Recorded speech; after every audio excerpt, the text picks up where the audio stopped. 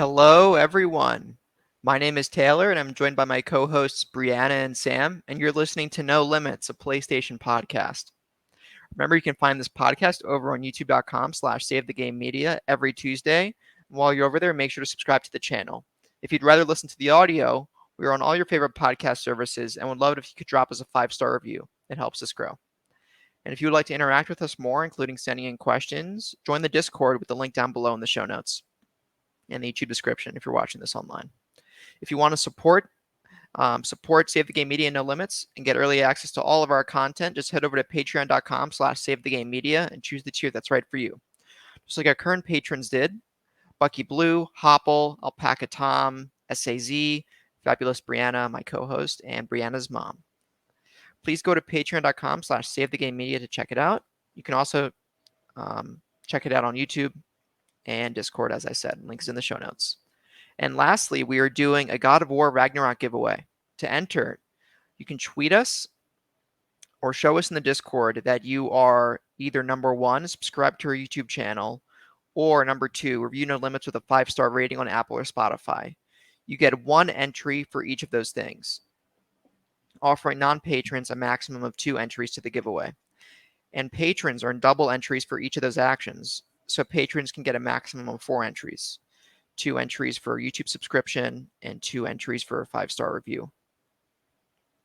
So please have at it, folks. Ragnarok is only 3 months away at this point, or less than that. That's a lie. 2 months and a week or 2. So at the time of this recording. So yeah, with that said, how are y'all doing? Doing good, thanks. Doing well. How about you? All right, Sam. With your car on your TV. Yeah. How about you, Brianna? I am doing okay. Had better weeks, had worse weeks, but yeah. Could always be worse, yeah. No, that's true. What about you, Taylor? How are you, Taylor? I'm doing decent. Tired, busy this past week, but I'm getting the hang of things in the new semester. Yep, just here in the final stretch of September. So we're basically in September now. Yep, basically 3 months to go. That's crazy. Or 4 months. So, how was your first week of school? I have to know. I just said Brie was good. No, but I wanted more details. Oh, okay. I didn't want like I had my first week of school. I wanted like my classes all sucked, or I'm really excited about one class. I enjoy all my classes. It's just busy with my thesis on top of regular classes. I'm so glad I did not have to do a thesis. Yeah. But it's okay. It was arguably more work to make an entire video game instead, but Then what? Than doing a thesis, but who knows? If it's a technical science paper, they might be close because there's a lot of literature that you have to go through in a technical paper for referencing and literature surveys and all that jazz, and that takes a lot of time in addition to just writing. Like, there are very few, unless you're describing the research you did, there's very few times where you can't just say something without sourcing it. If it's, let me back up. Unless it's common knowledge, which is a very distinct line, and doesn't appear much in scientific papers because it's niche usually. If it's not your own work, you're gonna have to be referencing a lot of stuff. That sounds tiring. Yeah, like I said, I would rather make a video game. Yeah, thankfully it's a lot easier nowadays with online database searching, as opposed to 20 plus years ago when you had to go to the library or look at physical magazines of journals and look at copies and ask authors to mail you stuff. And yeah, that would have been a lot worse. So that's how I look at it. This would have been a hell of a lot worse if it was 2002 instead of 2022 doing this. So yeah. Yeah, that's fair. But yeah, so what do you guys been playing? So I wrote mine down because I freaking forgot to mention it last week. Okay. And so I just need to start taking notes for this anyways. But I finished What Remains of Edith Finch on my stream 2 weeks ago. How was it? It was good. I did get motion sick a couple times, but it was still really good. It was specifically like the weird climbing through things that got me. But otherwise it was really good. I really enjoyed, like, you get to be a cat for a second. That was great. Nice. But in general, I really enjoyed the story. I kind of saw some of the story beats kind of like a mile off, but Mhm. it was still enjoyable. And it was just like a short, fun experience. So yeah, I enjoyed it. Good time. And then there was a Genshin update this week, as well as a Final Fantasy 14 update this week, and not just like updates, but like major patches. So I've been so busy. Been so busy this week. So yeah, that's Yeah, what I've been up to. those are your games. Those are my games, especially Final Fantasy 14. I love Nice. it. Although there are Ugh. some very attractive characters coming to Genshin here shortly, and they're Uh-oh. already in the game, and I'm like already simping. Of course. You should see them. All Genshin Anyway. players will need their waifus. Yeah, exactly. Except for Are I'm there just gonna men make in like Are there men characters in Genshin? oh yeah, and that's who I've been sipping over. There, I'm Okay. not. Don't get me wrong. There's some hot girl characters or women characters. All in you that, hear is but like all the male there's players being like, my waifu. And I'm yeah. like, what about some MLM? I don't know. Or Oh, or that's my yeah, team is MLM. Yeah. nice. Oh, I'm so excited for it. I gotta get the characters. I'm gonna do Itoguro Alhaitham, which is the new character, and then I'm going to do what's his name? Tignari. I'm so First excited time I've heard about any of those it. characters, but nice. Yes, For the I'm so listeners who excited. don't know, MLM is men loving men. Yeah. What about you, Sam? Not much, honestly. I've still been pretty busy this week. Finally managed to finish Digimon, thank God, a couple Oh, of days thank ago. God. Did the So that's workflow decrease after that?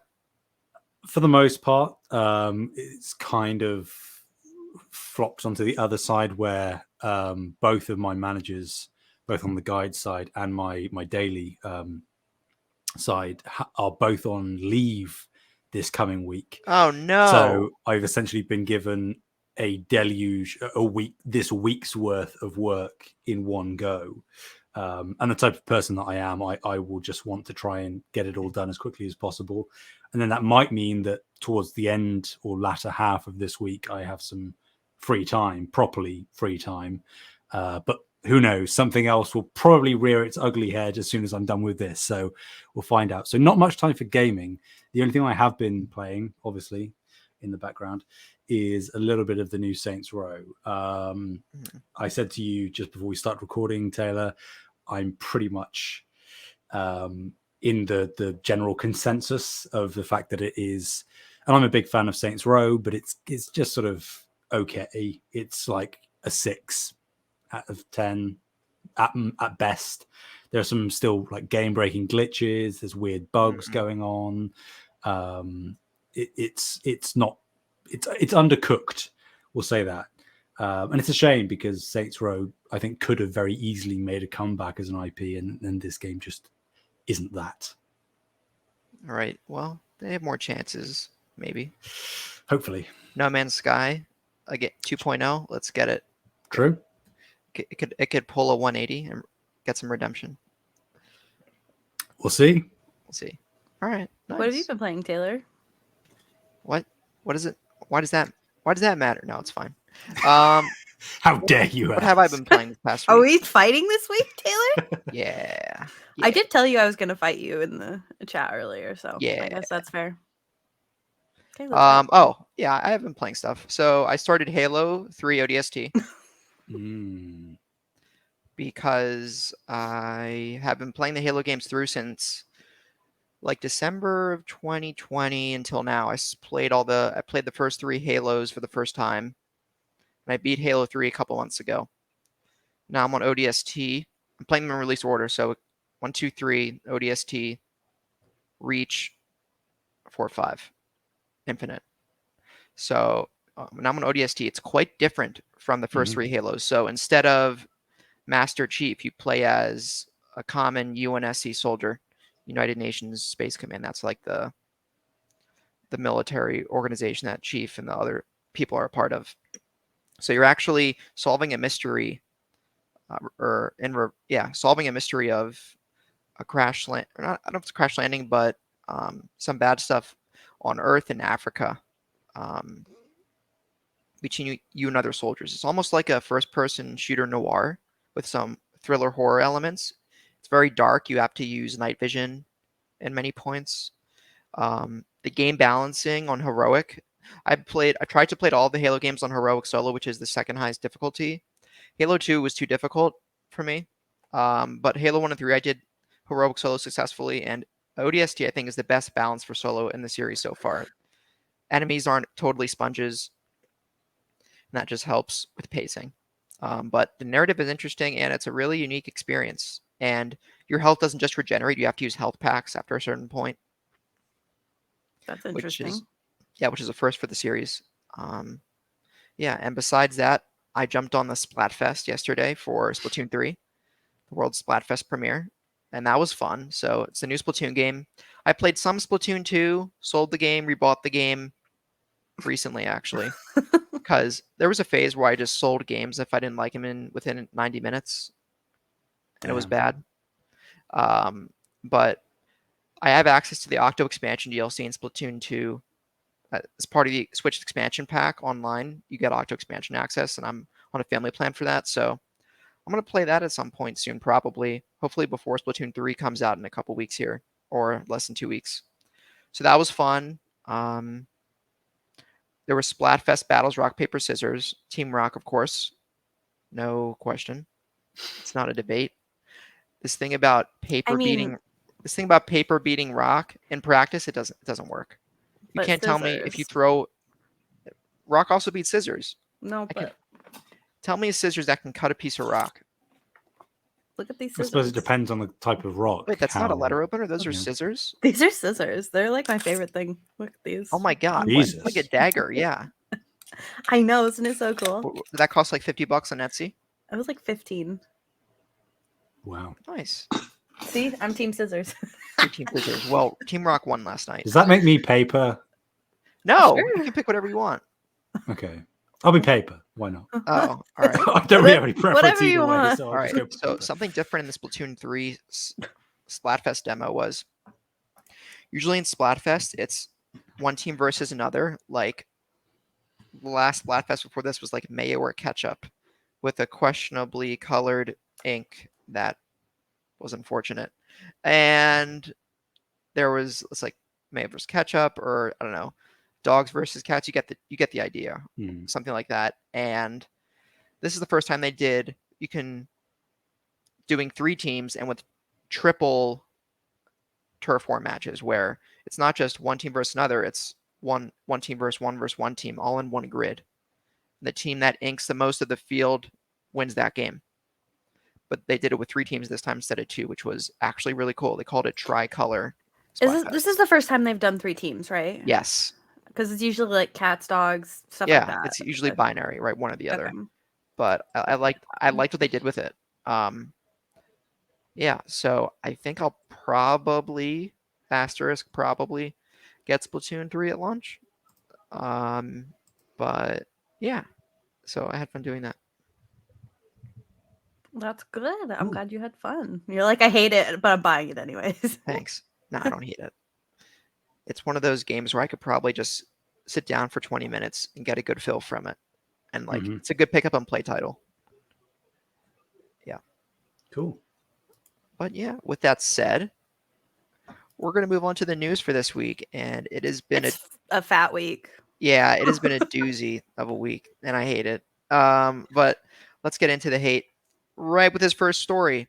So the PS5, I don't like this. The PS5 had a price. Breathe, Taylor, breathe. PS5 had a price increase. The PS5's price was increased by a quantity of non-zero in most global markets. Except United States. Except United States. So because screw me, I guess. Yeah. You know. Yes, fuck you, Sam. I mean, we can't be explicit. Yeah, too bad. I said F word. This comes directly from the PlayStation blog that quote, the global economic environment is a challenge that many of you around the world are no doubt experiencing. We're seeing high global inflation rates as well as adverse currency trends impacting consumers and creating pressure on many industries. Based on these challenging economic conditions, SIE has made the difficult decision to increase the recommended retail price of PlayStation 5 in select markets across Europe, Middle East and Africa, and Asia Pacific, Latin America, as well as Canada, and other markets they haven't listed here, as it turns out. There will be no price increase in the United States. Yeah. While this price increase is a quote necessity, that's a little sus. Given the current global economic environment and its impact on SIE's business, our top priority continues to be improving the PS5 supply situation so that as many players as possible can experience everything that PS5 offers and what's still to come. You know what? This does improve the supply because not everybody's going to be buying it anymore. You're right. This will inadvertently increase supply by taking away accessibility.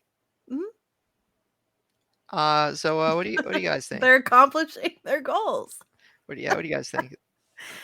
Well, I mean, you know what? I've been waiting all week to hear the Taylor rant on this. So that's what I'm I haven't ranted on it yet. I just I talked know, about that's what I'm story. saying. I'm waiting to hear the Taylor No, rant. I want to hear your thoughts first. Okay, well, my thoughts are I don't think that this was the right call. I think like it makes sense. Like the market has definitely. I understand what they're saying, and I'm not saying that they're wrong. I think they should have waited until the next PlayStation iteration to raise the price. Like I think they could have gotten away with making the new console higher priced and leaving the PlayStation 5 where it was. And I think that they would have been okay doing that. So that's my thoughts. All right. Sam? I like it's sucky information no matter which way you look at it. I ultimately, and this isn't me being a shill or anything, I ultimately don't have too much of an issue with it. And I know that they are at the end of the day like a multi-million / billion-dollar company, and there isn't really any justification for this. Money. But like, even though there is a price increase in my market, obviously I'm not affected because I already have one. So which it's is entitled. Yeah, it's a price increase of 30 euros in Europe, and I assume 30 pounds in Britain. It is 20 here. It's 20. Okay, so it's 20 pounds, 30 euros, and whatever that equivalent is in other markets. Yeah. In Canada, I think it's actually I don't know what it is in Canada. Let me see. Yeah, I'm not sure. I think, and I guess again that's kind of coming from a place of privilege for me in the sense that even if I didn't have a PS5, if it cost £20 more, I wouldn't be put off. Like compared to other European markets, the price differences are actually quite different. So 20 quid here is ultimately really for most people, and I know that for some people it isn't. £20 wouldn't make too much of a difference, I think, in terms of if you were actively trying to buy a PS5. It's not like it's a scalper price and it's gone up by 100 or something like that. God forbid any higher than that.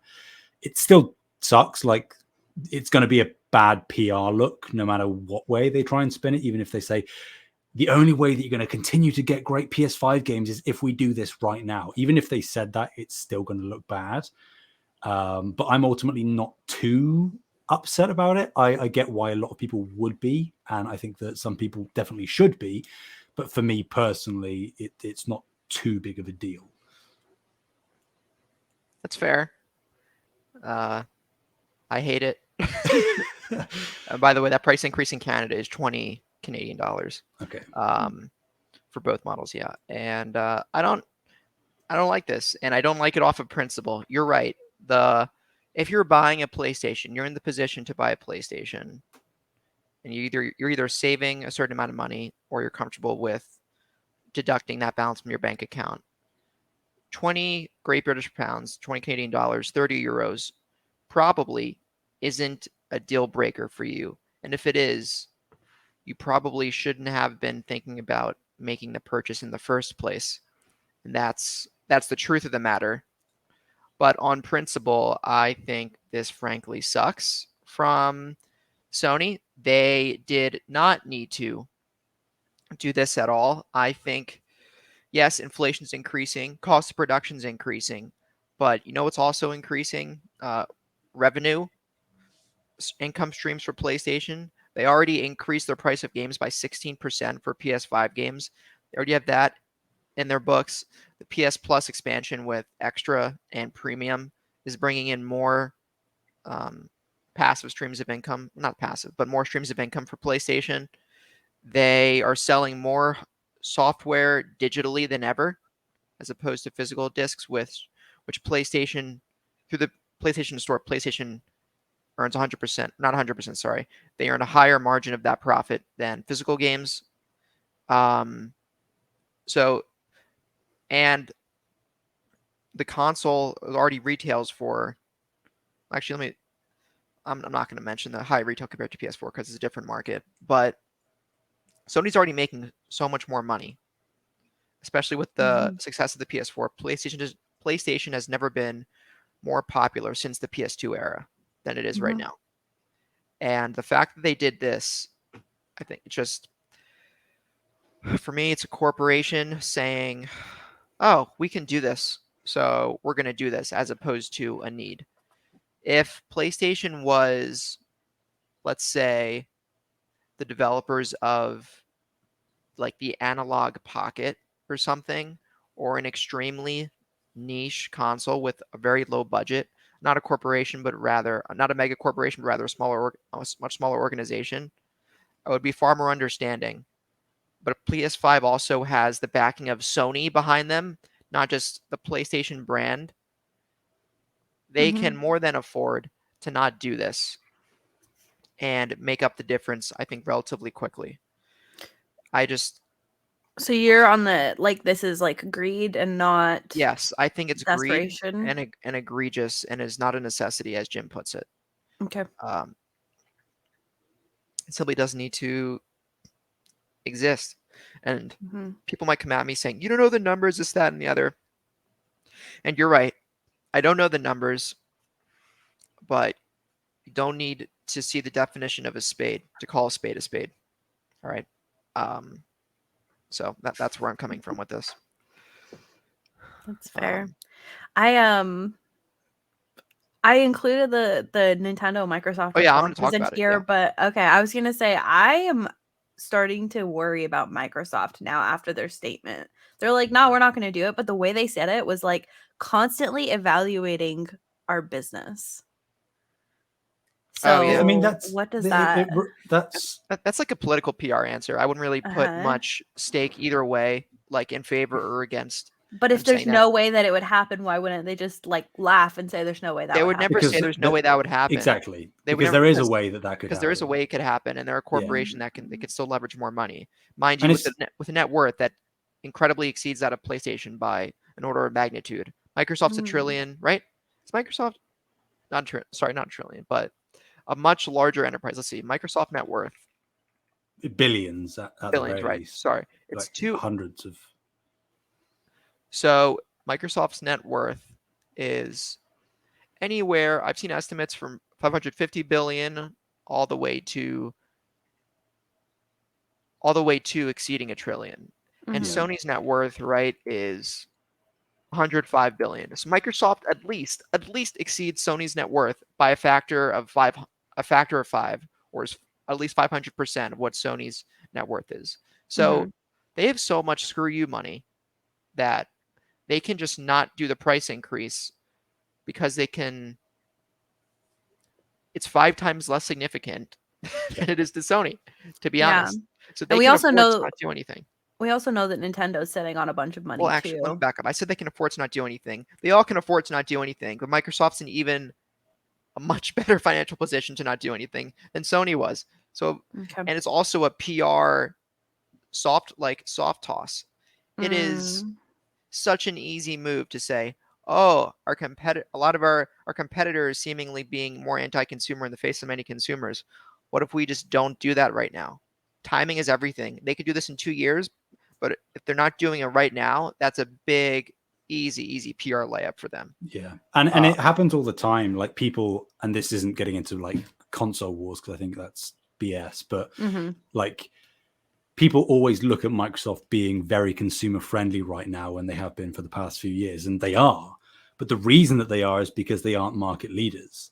If they were in front in the same way that Sony is, they would absolutely be making less consumer-friendly moves. We saw that happen at the beginning of this cycle, right? Where they absolutely dropped the ball the moment they got ahead.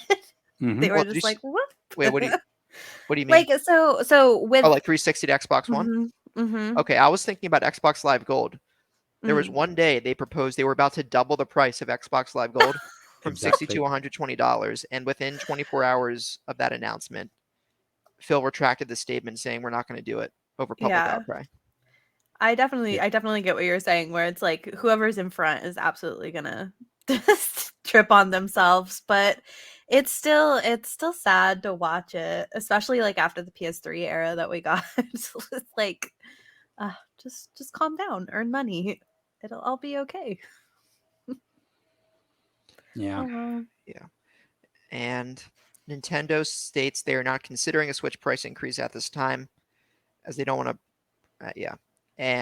But I think Nintendo's in a. I heard Rebecca Stone say this from Nintendo Shack, Mhm. friend of the podcast. Well, I hope you would consider being a friend of the podcast, but Nintendo Shack's a podcast I listen to, and she mentioned this that she saw on Twitter, which I think is a good sentiment as to why maybe Nintendo hasn't done this. Is the Switch OLED is priced at $350 instead of $300, and the cost to manufacture has not increased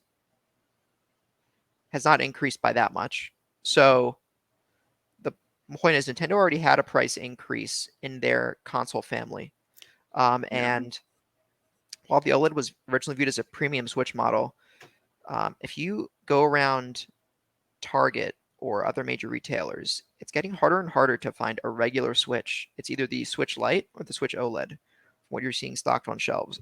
So I think Nintendo's already done this kind of Indirectly. in the Yeah, but nobody background. really complained about it because they waited until it was like a new Well, thing, no, it had right? an OLED screen. There was some new Mhm. offering. They weren't just saying we're Exactly. increasing the price of the regular Switch, right? Which It's is what also PlayStation yeah. should have done, is The just screen was wait. also bigger on Switch. Yeah, maybe if PlayStation increased the price, but then they said this would have been a PR nightmare too. If somehow, the storage is up or some incentive, or it's like what they could have done is we're increasing the price, but for people who purchase PS5 from now on, you'll get 3 months of PS Plus free instead Yeah. of 1 month. Yeah. Doing something like that, right? But that, Nintendo actually did something like that with the Nintendo 3DS. I know because I was one of these people. If you got a Nintendo 3DS at launch for $250 in 2011, yes, you heard that correctly. You were for a couple years kind of screwed and not so much rewarded for your purchase, other than a few choice games like Mario 3D Land and would eventually become Mario Kart 7. But Nintendo eventually rolled out what they called the Ambassador Program, where you could download a ton of Nintendo classics at no additional charge if you were an original 3DS purchaser. And you could register for this by putting your serial number, and they would know just from like which serial numbers came out Yeah. when, and they could Mhm. pinpoint that. But I don't think Sony. So that's a thing, and they actually reduced the price of the 3DS after launch. So that's Nintendo retroactively giving you something more for the money you spent, recognizing that it wasn't really well worth that purchase at launch. But Sony's not going to do that. Yeah, and this will come and go, and maybe it won't be at the front of my mind in a few weeks, but it just pisses me off when big corporations do big corporation But the thing is, things. again, big corporations that are going to do big corporation stuff, and it sucks. It Yeah, sucks. but It's that's the like it. reality, right? Yep. As a consumer, you should have the knowledge going into purchasing a product made by a large company, Mm-hmm. especially one that receives updates and iterations through its life cycle, like a phone or a console, Mm-hmm. or a television. This is part of the game when it comes to being a consumer in a mass developed market. Mm-hmm. Unfortunately. Fortunately, at least in a developed country, right? We Mm-hmm. are privileged to experience gaming as a hobby and a luxury when other people have to worry about having running water, electricity, and where their next meal is coming from.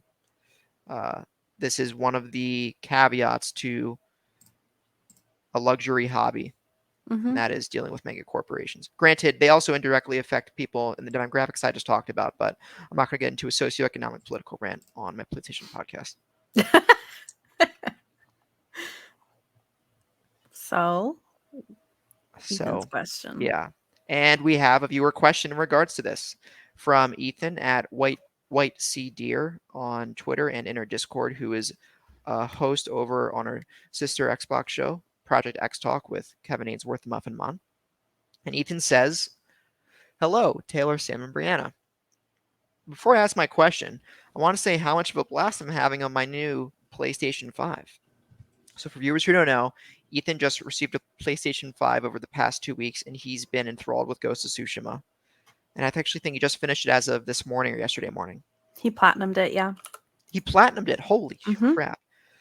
That fast. He posted the screenshot. He has 2 platinums now. Wow. He went and And platinumed another game yesterday. And he says, and I'm looking forward to being more involved in the ecosystem of PlayStation. The question I have for you today is this. With the recent announcement that by Sony that the PlayStation 5's price will increase in most major markets outside of the US, what do you think Sony's strategy should be in pitching the console to consumers in a way that would justify eating the extra cost? With only a few new first-party exclusives that we know of being developed, and only one scheduled for the rest of this year, Ethan and I got into a debate because I mentioned that Last of Us remake counts as a second major exclusive, but he said it is a new blah blah blah. But it's a new game release, and I'm making that decision in totality. Sorry, Ethan. I believe Sony should go big in their next showcase to generate excitement for the console. Looking forward to y'all's thoughts, and have a good rest of your podcast. So, what do you guys think? Yeah, I think in terms of pitching, probably the easiest thing would have been to do something like what you said, Taylor, where there is some additional incentive with every PS5 purchase going forward. The easiest one would be 3 to maybe even 6 month free go on PlayStation Plus Extra. That would be great, or maybe a smaller trial period for premium, something like that. Even just like a free game, maybe whether every PS5 purchase you automatically get Forbidden West bundled with it, or something. That would go a long way, I think, to not necessarily completely, squashing any uproar, but would quell it somewhat. And yeah, the showcase thing. I think Ethan nails it that they need to, and I think that they will be going big in their next showcase, which is probably happening sooner rather than later. Right. Because we know basically nothing about Sony first party outside of a few educated guesses, and also we know Insom's next couple of years, but that's about it. So they're going to go big. I think they need to, especially with this kind of news being a negative light on them. They need to shift the conversation back. Right. Yeah, I think at the next showcase there would be certainly a Spider-Man with at least a release window in 2023. I would guess. Mm-hmm. Maybe the showing of the new Uncharted game from Sony San Diego. Correct? It's not Naughty Dog working on the next one. Yes. Yeah. Something like that. What do you think, Bree? Up. I muted myself. Sorry. There you go. So, God, for me, I think like we're almost seeing a shift into spring. For a lot of the bigger titles, I feel like we're getting a lot of heavy hitters now in spring, where it was always just like fall is the hit now, and I feel like PlayStation has a legacy of releasing big games in the spring. yeah, and like springtime, summertime, that kind of time frame. Yeah. So although a lot of companies do still do the heavy hitters in fall, I think that Sony is kind of moving away from that. And I think that that's okay, because I would rather have more time. So what should Sony do then to pitch the new console to justify eating the extra cost? Like, do they have to show something? Is it getting at Ethan's question here? Yeah. I don't know. I just feel like I don't have a good answer for this. I think that you guys proposed some good things, but like they're just really dropping the ball. I know one thing they could do. They own Crunchyroll now. Oh my God. They could throw that. Manscaped. What? They know their demographics, don't they? Mm-hmm. Raid Shadow Legends. Yes. NordVPN. NordVPN. Surfshark. Yes. Skillshare. Wix? You know what you've got me thinking about the Crunchyroll thing now, because so they purchased Funimation earlier, and then they recently purchased Crunchyroll. Yeah. And they just purchased Right Stuff. And so considering Right Stuff Anime is they basically do merchandise for anime. Okay. So with all of these purchases going on, I'm not saying that they should. Well, I'm not saying that they would, but it would be cool to see like more integration between Crunchyroll and PlayStation, and not just like, because I feel like a lot of the anime games are kind of garbage. But that would be cool, or just giving Crunchyroll for free For a limited time. No, forever. No, that's not going to happen. No way. I know. Yeah. But that's what I want. Yeah. A Blu-ray of Uncharted movie. Steelbook. God damn it. I still need to watch the movie. It's on Netflix, but I can't bring myself to. Yeah. It's not great. Oh, wow. All right. Maybe I won't watch it. I mean, there's some fun stuff in there. Nolan North is in there at the very least. I know he makes a cameo. Yeah. I want Nathan Fillion. I wanted that fan film to be fully realized. I know. How good was it? Yeah. Hollywood, Bree, did you see that Uncharted fan film on YouTube? Oh, you should after the show. It's a 10-minute. I've heard of it. I've seen like clips of it, but I haven't seen it. Have you played the Uncharted games? Mm-hmm. Well, except for the fourth one. Oh, you gotta play that. Play the PS5 version. I did finish all like the first three. Okay. I finished 1, 2, and 3. Yeah, so get the PS5 version of Uncharted 4. It's like, what is it? Legacy. I don't know what the collection is called. I forget. Yeah, Legacy of Thieves. Yeah, Legacy of Thieves. That's what I thought. Isn't that just 1, 2, and 3, or is no? Is it So the Nathan Drake collection is 1, 2, and 3. That came out on PS4. Oh, okay. So Legacy of Thieves is Uncharted 4, and its sister prequel, or is it? Did Lost Legacy come out after or before Uncharted 4? I think after. After, right? yeah. Yeah. So Uncharted 4 and its spin-off game, The Lost Legacy, as a bundle, and they're remastered in 60 FPS and 4K. Okay, I'll think about it.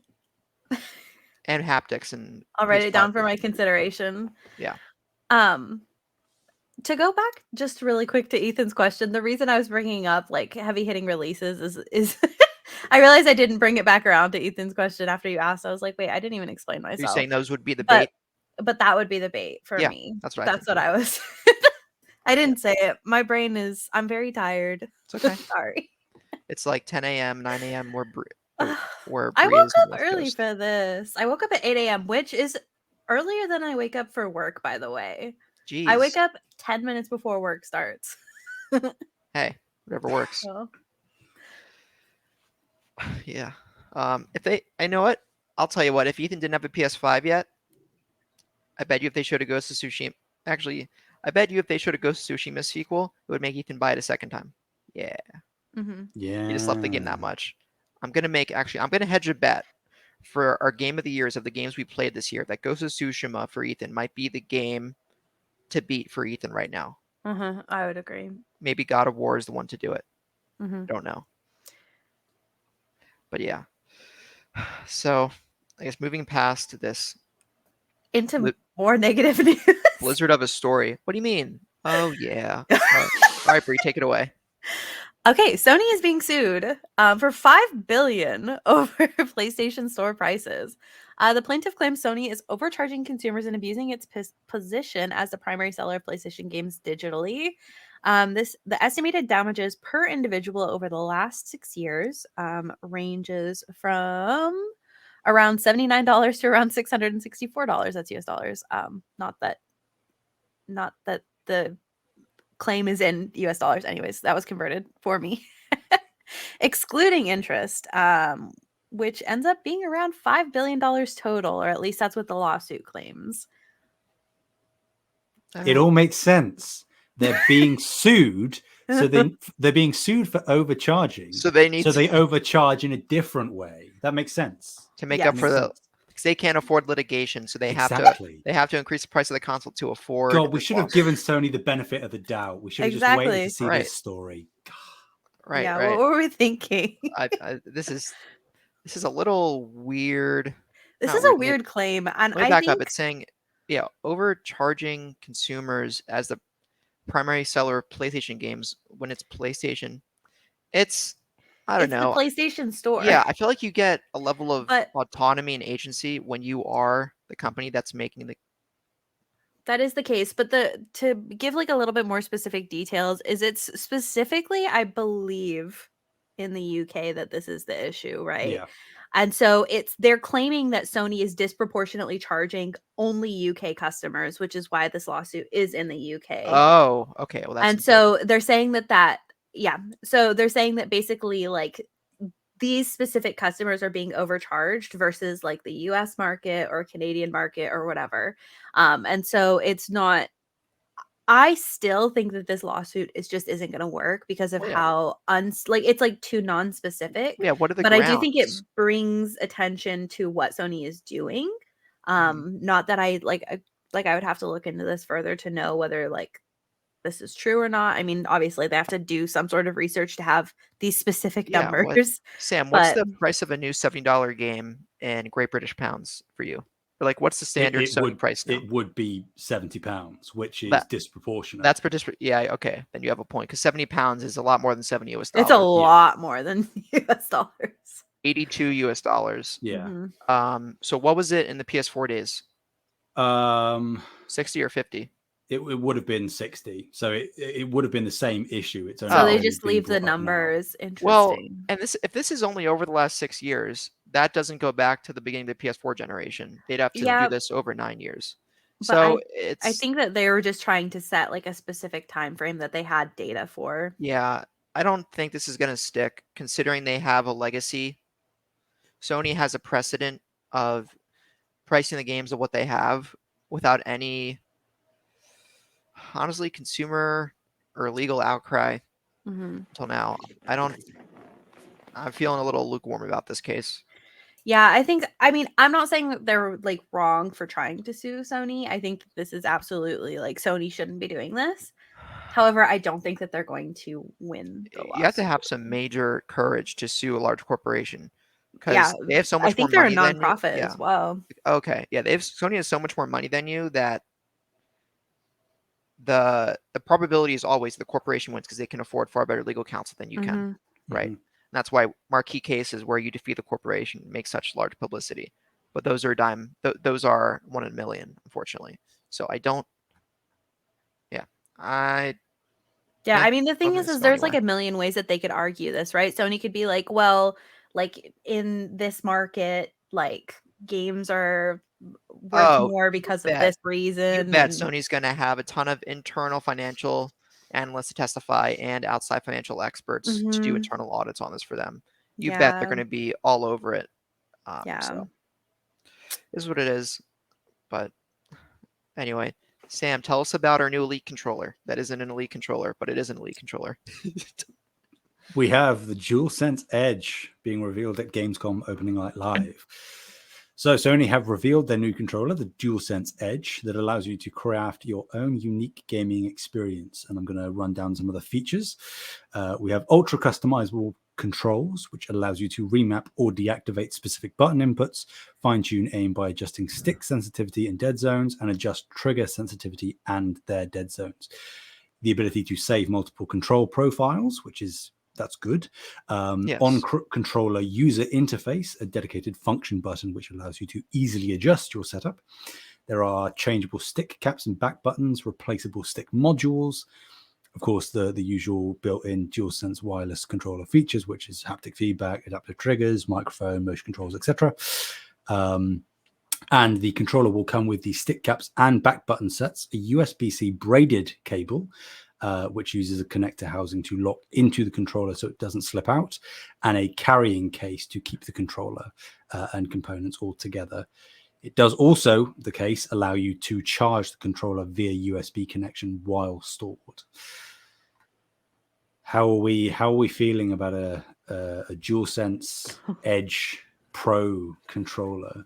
Okay, so I think that it's pretty sexy. I'm not gonna lie about it, but like, I just love that they use a connector housing to lock the charger in because it's like whose chargers are just like slipping out. I don't know why that really cracked me up, but in general, I just think like I don't know. I think this is a really cool controller. We haven't seen the price point yet, and I think Over or that under will be 160 that's gonna. or over under I'm 150, I think is a better question. Yeah. 150 US dollars, over or under? I'm hoping under because I'm not going to buy a Oh yeah, I'm controller not over talking about hoping. 100. I'm saying what do you think the price will be? Um, I think it'll I be over think and it'll be 160. I think it'll be 120. Oh, okay. I think it will be under 150, but not by much. Well, like 149. Okay. Yeah, Yeah, 149.99. Well, basically, something I'm interested in is I'm really wondering what they mean by replaceable stick modules, because with the drift problem, I Mhm. wonder. I doubt this is the case, but if you can just like pop off your entire stick and replace it and fix drift, but I have a feeling that's not an issue. I think what they might mean by stick modules is like the actual stick, like the top of the stick Hmm. itself. Like Like the Xbox way One that you, controllers, yeah. it's a magnetic, like so you just pop it on, but not the actual what's it called? Starts with a C. But not the actual stick housing where drift would Hmm. originate. I doubt you could replace that in a modular fashion. Because if you could, that may be attractive. Like, I've accepted my Switch Joy-Cons are going to drift eventually. I mostly use the Pro Controller, so I assume that's why they haven't drifted yet. But if they do, I'm comfortable with buying a replacement kit on Amazon for $10. That includes 2 new joysticks where I'd go in with my little tech kit and do it myself. But Mhm. if you could replace your sticks and do drift on the go, or sorry, fix your drift in an easy fashion on the go, it might become way more enticing for me, but I'm probably not going to get it. Yeah, I'm Yeah, with you. I think it really depends on what the price point is. Like if it's something like I feel like I would do 80 to 100 like if it was like on sale or something, but I don't think I'd go above that. They're not going to do 80. You know why? Because the No. colored controllers they came out with were Mhm. $80, I Yeah. think.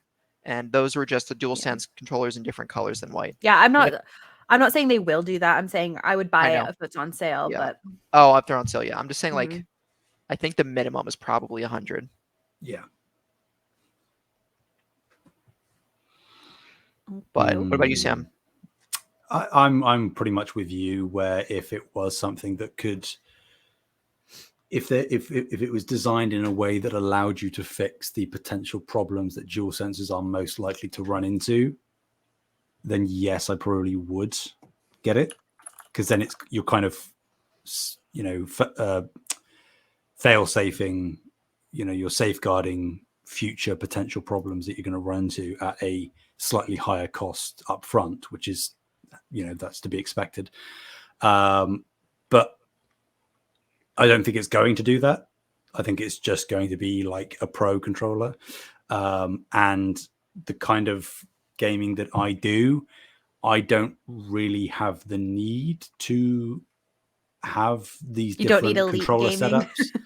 No, I've never felt the need for back buttons. I've tried them, but it's just the type of stuff that I play. I don't really play anything competitively where having back buttons and paddles and whatnot and adjusting setups is more useful.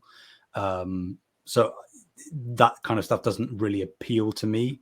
So that the only reason I would buy it is if I could fix problems, but that's not realistically what this is going to be aiming towards. So probably going to be a miss for me unless it's heavy sale, like Bree said. Hmm. Yeah.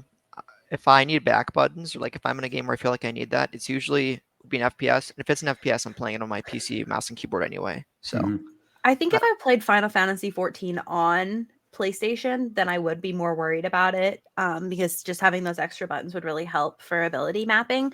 But for me now, I just play it on my computer and I just use my MMO mouse, so don't oh, really need it. cool.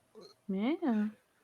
Well, there's also a myriad of TV and film news in regards to PlayStation.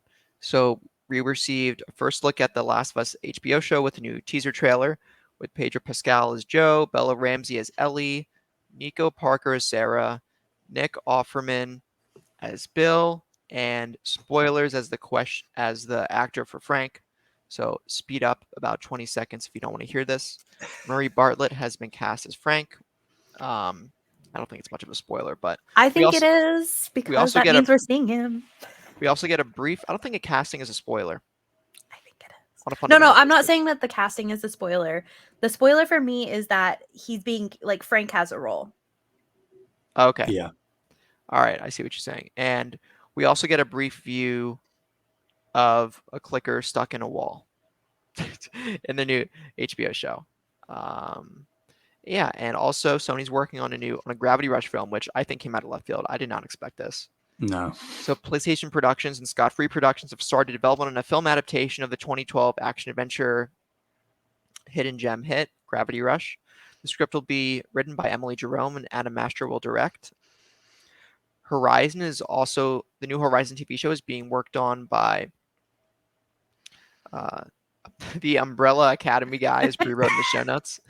To be more specific, the producer and showrunner, Steve Blackman, has renewed his deal with Netflix to write and produce more shows for them.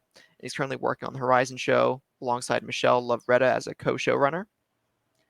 And some executive producers include Steve Blackman, Michelle Lovretta, and Abby Morris, Assad Kieselbash, and Carter Swan of PlayStation Productions, Jan Bart Van Beek, Ben McGaw of Gorilla, Roy Lee, and Matthew Ball of Vertigo. And Bioshock on Netflix now has a writer and director. I saw this news, which I was excited for. So Francis Lawrence, who worked on I Am Legend, is set to direct the live-action adaptation of Bioshock with Michael Green, who did Logan, my favorite superhero film is Logan, Blade Runner 2049, and Death of the Nile, writing the screenplay. So a myriad of stuff here. So much TV show and movie news. That's why I just did Yeah. it as a section. Sam, as the movie TV show buff, what do you think? Excited? Interested? Excited, yes. Interested, yes. Concerned, also, yes. I think arguably out of Sony, Microsoft, and Nintendo, Sony has the most ripe potential in terms of their IP for multimedia stuff. And that's generally speaking, you know, I'm not saying that's definitive, but in terms of the cinematic tendencies of their AAA games, that lends itself better towards cinematic depictions. Obviously, that isn't the case for Bioshock because it's not a Sony IP, but equally exciting. I think the only issue I might have is that it's kind of like the whole price increase thing is in the back of my head, where there is this bravado and self-assuredness with PlayStation and Sony at the minute, where they just feel like we can do whatever we want and people will eat it up with a spoon. So they are doing like Twisted Metal, they are doing Gravity Rush, which, you know, I will watch happily, but I don't know about the mainstream viability of these projects. Like Last of Us, that's a no-brainer. That I think that's going to be a hit. Horizon, I think it's setting itself up to be quite interesting.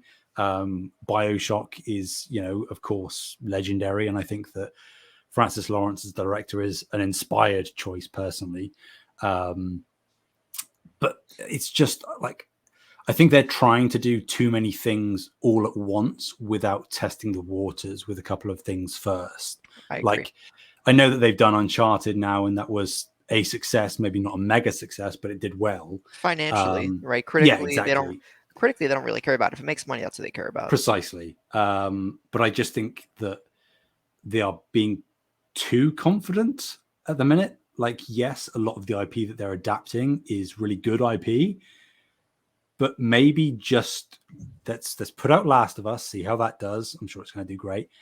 Then move on to God of War, and then do that, see how that goes, and then maybe do a couple of projects at a time after that, rather than doing everything at once, maybe spreading yourself a bit too thin, because you don't want the opposite of what their intention is. You don't want to throw out a deluge of content, all of it be subpar, and then you've got a negative connotation attached to PlayStation adaptations. So you're not going to incentivize people to come over and play the games if the versions of them on TV and film are terrible. So we'll see. Yep, I share the same sentiment. I just think they need to pace themselves here and work on churning out quality content first. Maybe like we've seen this with the Haunting of series Netflix, Haunting of Hill House, Haunting of Bly Mhm. Manor. That The fourth series. one, I just saw the name of it. I'm so Whoa, excited. fourth one. What about? Is there a third one? What? Yeah, there's a third one. What?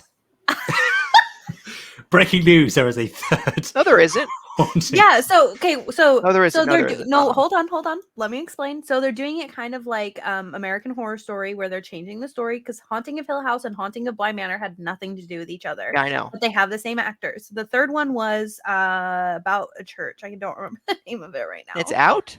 Yeah, it came out last year, and What then is it another one's called? coming out this year. Let me look it up. Haunting. Taylor is shook. I'm like all stressed out. Hold on. Let's see. It is. There's not a fourth. There there's- is. Mike Flanagan. Midnight there- Mass. What? No, there isn't. Midnight Mass came out last year. I watched it, loved it. 10 out of 10. It wasn't a 10 out of 10. That was straight up a lie. And it was. And It's a continuation of the Haunting of series. it's the same. A lot of the same actors. Yeah. Oh my god! And I just missed it. Now I'm gonna have to watch it. I'm in the middle of The You're Irishman, so I welcome. need to finish that first. So yeah, the fourth one's coming out this year. I'm very excited about it. All right, thanks. Well, I have to catch up on that because I loved Haunting of Hill House. I enjoyed Bly Manor, not as much as Hill House, but I enjoyed it a lot. So the point I was getting at is Sony cornering a few people who are tried and true at making excellent projects Mhm. consistently and using them to do maybe, let's say, 4 projects over a period of 10 years as opposed to doing all these projects with different teams at once. When they get producers and writers that they know work, I think they should reuse them to create other content. Like So- maybe people working on The Last of Us who aren't Neil Druckmann, if they prove to be great, maybe continue with them on their next shows rather than doing all these projects at once and hoping they come to fruition from attacking from all angles as opposed to making sure one angle is very accurate. So I think Mhm. that they are kind of doing a couple things here. One, I think that they're like reaching into a bunch of cookie jars because they're like, here HBO, you have one. Here Netflix, you have one. Well, yeah, they are. They're trying to expand their portfolio. Yeah. Yeah, for sure. So I think that because the resources are being spread over multiple companies, I think that it will be okay. I am at least hopeful that it will be okay. The one I'm most concerned about in this is the Gravity Rush film, but we just don't have a lot of information on that yet. Like, I don't even know. Like, I don't know if you guys know if this is like a live action or if this is an animated I hope it's film. animated. I hope I it's don't animated think it's as been well. clarified. I don't think it has. I think either. I would wager it'll be live action. Oh, I no. think it'll be live action, but I want it to be an animated Yeah. film. But I don't know. I think that we're just a lot of these shows are at the very early stages of production. Like if we just have like a script writer on some of these, a director on some of these, then if The Last of Us absolutely flops, which I don't think it will, then they can pull the plug on a lot of these. So I think that they're not too far, they're not in too deep just yet to like really screw themselves over. But I think if The Last of Us hits hard like I think it will, then they're in a position to move in and like just release a bunch of content back to back and get their money, get their bag. So Mhm. that's my thoughts, but Yeah, I think we're all covered. So we'll see how this turns out over the years. But for now, it's looking towards The Last of Us, seeing how that turns out. But moving on to the 5th story. Who's up? Is it Sam or Bree? I think it's me. Bree. All right, Bree, take it away. Okay, so the Game Awards have announced a date, December 8th, 2022. So we finally have a date for the upcoming 2022 Game Awards. It will be held in LA, and we'll take a look at the best games of 2022, as well as give us some upcoming releases. This year, there will be a new category called Best Adaptation. The category is specifically to recognize outstanding achievement in adaptations of video games to another medium, to clarify. So the category may feature TV shows, movies. It lists podcasts specifically, which confused me. Novels, comics, etc. Maybe as like The Last of Us had its own podcast, official podcast, so did Horizon, I think. Like some official Sony podcasts for their games. Yeah. Mhm. The other thing is that one of the adaptations I really enjoyed that I think might be part of this category, specifically for the podcast, is the Halo podcast that they did. That was the story-based podcast. Oh, I I didn't know know that. nothing about Halo, and I listened to that, and it was good. Oh, I need to listen to it too because I actually Really, started really playing the good. games. It's a really good podcast. I wish they had made more of it, but it was just more of like a hype podcast for the game that was coming out. And But yeah, Infinite, is this recent? I don't remember which game it was to Or how promote. long ago did the podcast come out? Do you remember? I don't remember. I Probably think it like was for 5 years Infinite. ago. Yeah. Oh, 5 years. There would have been no pending Halo game 5 years ago. But Or was it about the lore? it was like a background story kind of thing. But it was like they had just announced, maybe it was Infinite. Yeah, I feel like it probably. was. Anyways, I don't know. Maybe it was only 4 years ago. What year are we in? 2018. Yeah, that sounds about right. I don't know. Yeah, probably Infinite, but cool. Yeah. Are you What guys about you? excited for the Game Awards? I'm so I excited. mean, I it's love the Game just like a whole Awards. marketing. I'm excited for the Game Awards, not because it's a critically acclaimed and meaningful award experience. It's just cool to see the reveals. It's a market. It's a 4 hour marketing gig, is what it is. Yeah. And yeah, and but I like that. I'm okay with it. I want to see. I like people getting excited for games, and this is another opportunity to do it, like E3 is. So Yeah, I just feel like it's a really good celebration of games. yeah, I'm as long as they don't get too serious with like the awards section where it's like super posh or whatever. I think that it'll like I don't know. I really do look forward to the Game Awards every year. I think it's a great celebration of games. It's a good look at what's coming up. I like it. cool. What do you, Ethan? It's called you, Ethan. Sam. Sam. Where is he? Where is he? Where is he? He's in the questions. He's in your walls. He is listening right now. Yeah, I'm. General sentiment is the same. I like that there are a couple of new categories. It seems. I could probably place a bet as to who's going to win that best adaptation one right now, but I will hold off. I'll bite my tongue. I think, as you say, the only real reason I tune in, I'm not really invested in seeing who wins Game of the Year. Really, it's always like a cool talking point, but I'm never like super excited to find out who's going to win because I know what my Game of the Year is going to be, or I will know at that point. And that's all that matters to me personally. But it is a good celebration of games regardless. And I think that the credence, or should I say the track record of Game Award announcements / reveals have been better than Keeley's other shows. I typically find that most of the heavy hitting, real big surprise reveals do come Persona at Game to Smash, Awards. right? That was Exactly. huge. And I think I may be mistaken, but I think quite a while back at this point was when we first saw like Hellblade 2. I think they did the console reveal for the Xbox Series X at Game Awards. So I think that's the exciting part for me personally. I do really enjoy like the announcements and I do get really hyped about it, but there's just something special. I don't know. I really like watching people's faces like when they win the awards. Like, I don't know, like they're just like their happiness of like accepting the awards. Like it's really sweet. I don't know. I really enjoy that because it's like you can see like how hard they work and you can almost see that like release of stress as they're like, "Oh, thank you so much." Like what like for example, Corey Barlog. I always almost say Balrog. I know. Barlog. Character in Street Fighter, yeah. What? No. I was thinking more the Lord of the Rings. Balrog is a character in Street Fighter. Yeah, but it's also interesting. He's I was thinking of the Balrog from Lord of the Rings. Lord of the Rings, yeah. Yeah. Anyways, but yeah, so I don't know. I just specifically remember watching him like get an award for God of War and just seeing like because I'm sure that game was like so stressful for him. And just seeing like kind of that stress kind of melt away as he was like just so excited to win the award was just like a really emotional experience and like really, really happy experience. I really enjoyed that. So I enjoy the like awards part too. So it's a good time.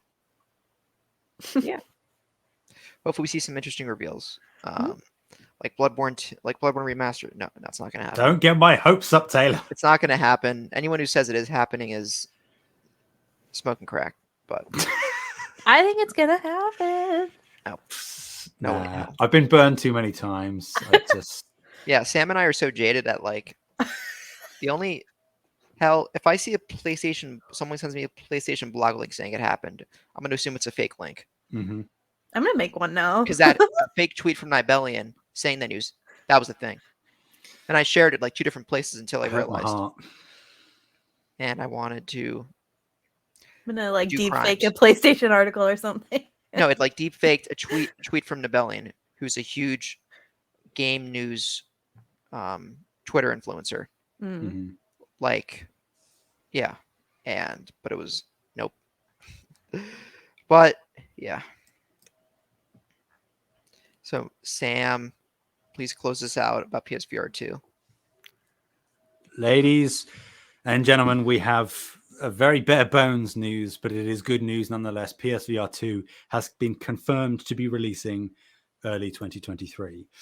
This comes from both Twitter and Instagram. PlayStation's official accounts announced that PSVR 2 will be released in the early months of next year. We don't have any other information besides that.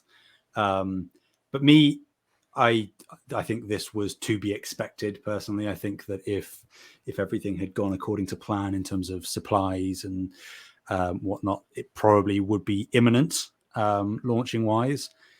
I think they probably wanted to try and get it out by the end of this year, but ultimately, with where things stand, I think early 2023 makes the most sense, particularly if we do get a showcase soon. They will inevitably show more PSVR 2 titles to drum up some hype for this launch early next year. So I'm excited. I'll be pre-ordering whenever it goes live. So I don't know if I'll pre-order or not. I think it depends. I do have a PSVR, but I did not purchase it myself. Somebody bought it for me for a gift. So I don't know if I'll be purchasing. I don't use my PSVR. It's like in my closet. I also don't know how to set it up, but that's a different problem. I won't be purchasing this. So I don't know if I'll be purchasing it, but I really do love the VR and I love the technology.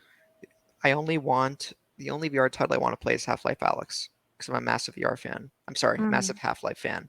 Mm-hmm. And that game being locked behind technology that exceeds hundreds of US dollars is a bit It's a bit rude. disconcerting and rude. Yeah.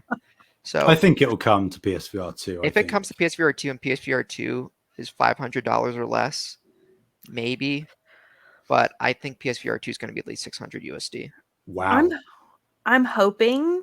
So the last one was, I think, 500, right? I'm hoping that they're going to do that or be cheaper. Was it 500? Because it's different technology. I believe it was 500. Sam, what was it in Britain in pounds? Oh, now you're testing me. I'll search it too. I will look it up. I figured you might know because you're a PSVR guy and you work. I am, but thinking back to what the price was. That's why I said like 600 because I thought the original price was like. I have a feeling it was originally 400. Yeah, it was 350 here for me. 400 US dollars, 350 Great British pounds. Yeah. So I think I'll revise my guess to 500 US dollars for VR2 instead of 600. I'm hoping that they they were able to adapt to the technology enough so that way it remains like the same price or cheaper, but also getting that technology upgrade. But I don't think that'll happen. That's just like my dreams because I don't want to spend a lot of money on it. Especially considering the rising cost, the Meta had to increase their VR system. I would wager it will probably be between 400 and 450. I think that they don't want it to exceed the price of the console itself, because that's just a bad look. Right, sticker shock, yeah.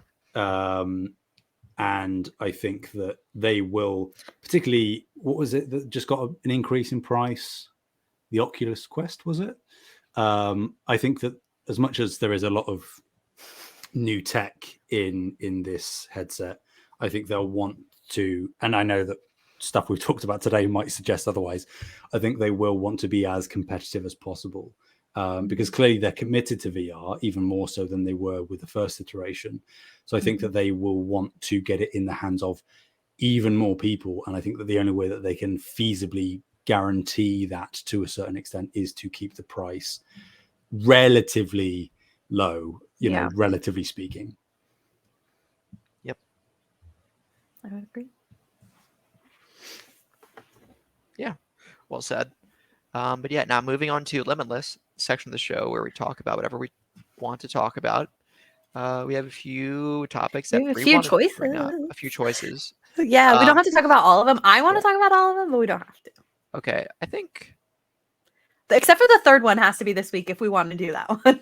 All right. So first, the favorite announcement from Gamescom that just happened this past week. For me, this is really easy. Lies of P by a long shot. What about you guys? That was my choice as well, was Lies of P. Although I did want to shout out that Brandon Sanderson showed up in Gamescom. He's one of my favorite authors. I just absolutely adore him. And he was just like, he was so himself. And I just loved it. I was not interested in the game at all that he was talking about, but I really enjoy his writing. And I'm sure the writing on the game is fantastic. So What shout out game to is that. it? But, it was Moonbreaker? Yeah. So Okay. he had like a little thing where he was sitting in his like studio and talking and being his author self. I follow him very closely. I literally just spent like $400 or $500 on his Kickstarter. What? Yeah, he's releasing. He secretly. I don't want to get into this because I get really excited and I'll talk too much. But he basically secretly wrote like 4 books during the pandemic. 5 books, excuse me. And he's releasing 4 of them next year as part of like his Kickstarter. And so he's doing like a 12-month subscription box and like hyping up his other books as well. So I put money down on that. I watch all of his YouTube videos. He teaches at BYU. And he like recorded his like on writing class and like put it up on YouTube for free. He like talks about writing. He's a podcast. I listen to that. I'm obsessed. So Wow. shout out to seeing Brandon Sanderson on the Gamescom. you, But yeah, Sam? Lies of P. I would have said the June game until it was revealed to be an MMO, and then I lost all interest. If it was a single player title, I think that would have a lot of promise, but not for me. The actual one that wins out, though, even though I do like the look of Lies of P, because I'm a Soulsborne guy. Where Winds Meet for me was the star of the show, which is the essentially Ghost of Tsushima, but kind of in feudal China instead.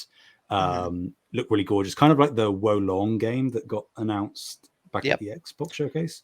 But just like the fidelity on that looked insane. And I'm all about that kind of era in history. So that was the choice for me. Awesome. Cool. Let's see. What about your favorite video game soundtracks? This is so difficult. I know. Okay, so I thought of this topic, and so I wrote down a bunch of stuff so I can go first to give you guys time to think. Okay, so I come from a background in music. I almost majored in music. It was basically what I was going to do. So soundtracks are like really like heavy hitters for me and help a game. Like, I don't know. I really enjoy when a game has a nice soundtrack. So some of my favorites, I think there are some very obvious ones that I'll just briefly touch on because I think that they're like I said, super obvious that they would be on the list. But like The Last of Us soundtrack, Nier. Also, Which I Nier? tried Automata. Okay. I tried to look up how to pronounce that, by the way, and somebody on Reddit said that it was a tomato. So shout out to that guy. Yeah, I've heard people say that before. I was very upset about that. I was trying to look it up and everybody was like, no, this is absolutely the way. Nobody agreed. Anyways, Legend of Zelda, shout out to that, obviously. Fantastic soundtrack. Persona 5 is also a shout out for me. But the ones that don't get talked about a lot for me. So one of them is a game on the Wii. It's called Fragile Dreams, Farewell Ruins of the Moon. I was so obsessed with this soundtrack that as the moment I got my first card, I literally purchased like the soundtrack on iTunes because I couldn't find it anywhere else. Oh, wow. This game is so good and the soundtrack is fantastic. I use a lot of this music as like alarms for the morning because they're really like gentle music. It's a fantastic soundtrack. And then Hollow Knight is another pick for me. I will commonly just leave Hollow Knight music going, like the ambience that people put on YouTube where they just let the game run and play the music. And then the last one that I wanted to add on here was Sword and Sorcery. I feel like that game's really slept on. I can't talk today. And the soundtrack of that game is fantastic. Not only is the game fantastic, but the soundtrack is outstanding. So those are my shout outs. Awesome. What about you, Sam? Hollow Knight would definitely be one. I would agree. Last of Us as well. I will say God of War 2018. Oh, forgot about that one. That's going to be on my list now. Yeah. I will say Ghost of Tsushima actually as well has phenomenal music for me.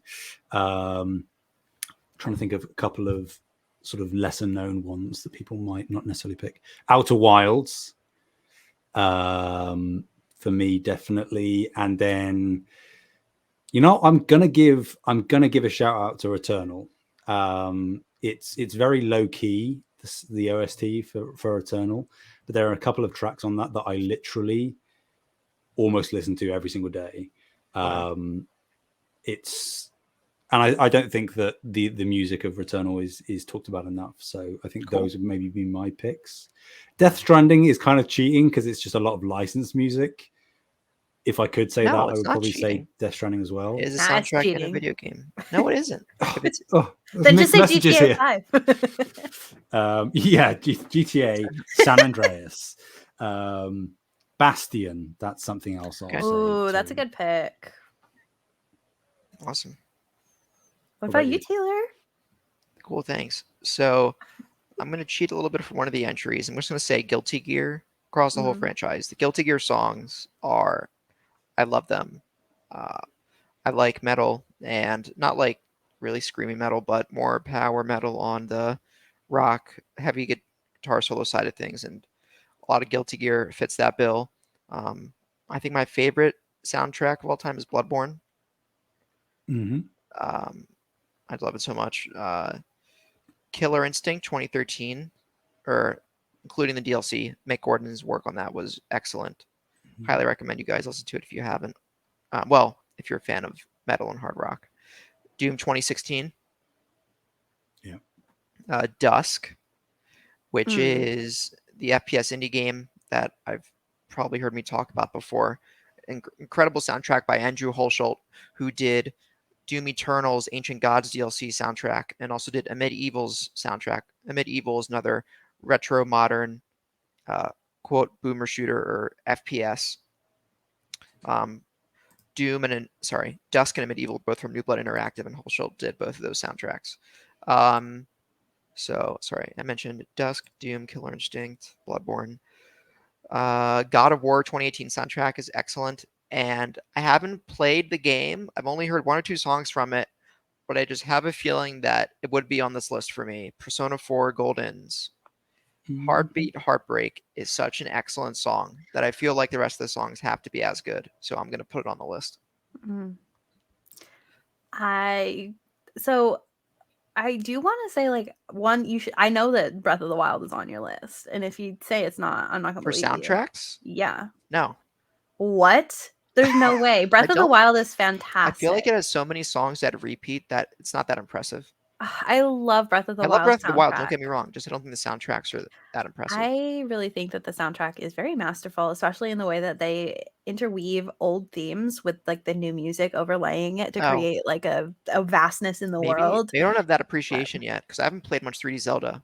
Okay. I haven't played any 3D Zelda really besides Breath of the Wild.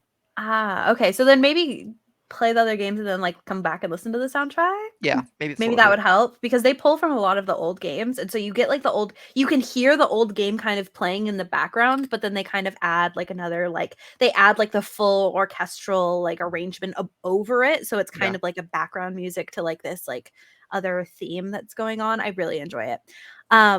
I did want to say no one mentioned Celeste, which I'm surprised. Oh, so Xenoblade I wanted to 2. shout out. Yeah. I wanted to shout out Celeste. The reason I want to shout out Celeste, I can't remember the name of the software right now. But the composer of Celeste released the Celeste music in the music software that he wrote it in. It's a video game software. If you're interested in writing music for video games at all, that you will most likely use. I can't remember the name of it right now. I'm so sorry. But he basically released the entire soundtrack, and so you can mess with it inside the software, which I think is one of the coolest things. Awesome. So yeah, wanted to shout that out. Cool. I also wanted to add to my list Xenoblade. I've not played those games. I've played a bit of Xenoblade 1 and little Xenoblade 2, but the soundtrack is masterful. Like just straight up. It's excellent. Yeah. But yeah, so I love music.